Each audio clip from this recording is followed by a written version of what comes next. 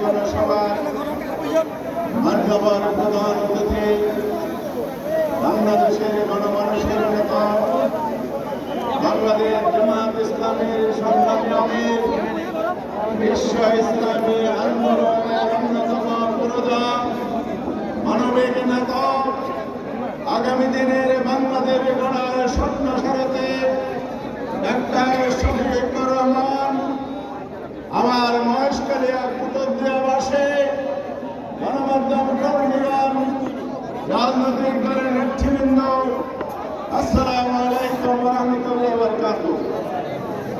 সংগ্রামী ভাইরা আমার, বক্তব্য আমিরে জামাত দেবেন। আমি আজকে বক্তব্য দিতে দাঁড়াই নাই, আপনাদের অধিকার প্রতিষ্ঠার সংগ্রাম বাস্তবায়নের জন্য আজকে মহেশখালীবাসীকে স্বাগত জানাতে এসেছি। মহেশখালী কুতুবদিয়া বাংলাদেশের একটি গুরুত্বপূর্ণ রেখা হতে যাচ্ছে। এখানে বাংলাদেশের একমাত্র গভীর সমুদ্র বন্দর হবে মাদার বাড়িতে। এখানে হচ্ছে অর্থনৈতিক অঞ্চল, এখানে হচ্ছে শিল্পায়ন, এখানে হচ্ছে বিদ্যুৎ জ্বালানি গ্যাসের হাব, এখানে হচ্ছে ইকোনমির কেন্দ্র। এই মাস্টার প্ল্যান তৈরি হয়েছে, সেটা বাস্তবায়ন হলে শুধু মহেশখালী কুতুবদিয়া নয়, বাংলাদেশের অর্থনীতি সমৃদ্ধশালী হবে। $150 বিলিয়ন প্রতি বছর ডিজিপিতে আমাদের জিডিপিতে যুক্ত হবে। শুধু তাই নয়, গোটা চট্টগ্রাম দক্ষিণ অঞ্চল হবে বাংলাদেশের আগামী দিনের বাণিজ্য কেন্দ্র ইনশাআল্লাহ।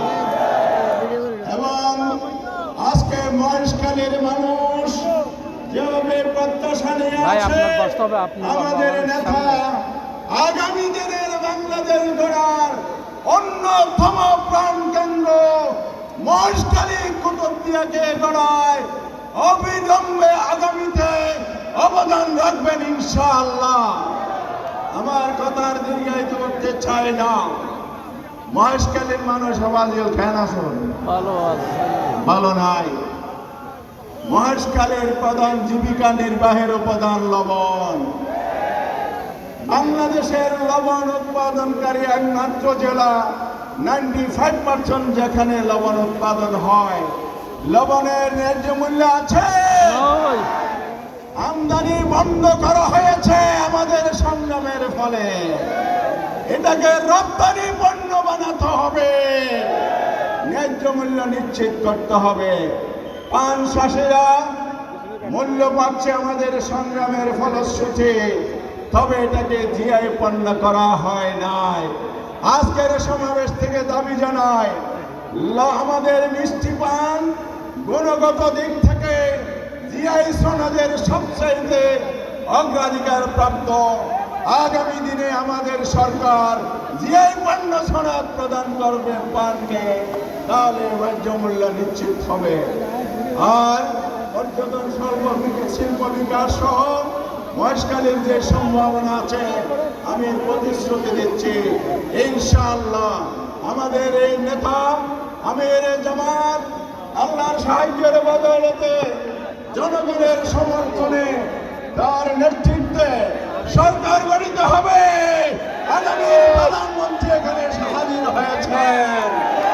ইনশাআল্লাহ আমাদের এই প্রতিশ্রুতি বাস্তবায়নে আমাদের অগ্রাধিকার ভিত্তিক সহায়তা দেবেন, সেই আহ্বান জানিয়ে মহেশখালীর জন্য আরেকটি কথা বলতে চাই।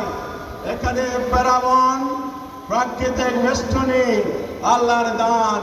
প্যারাবন কেটে উজাড় করে যারা আধিপত্য বিস্তার করছে, তাদের বিরুদ্ধে আমরা ব্যবস্থা নেব।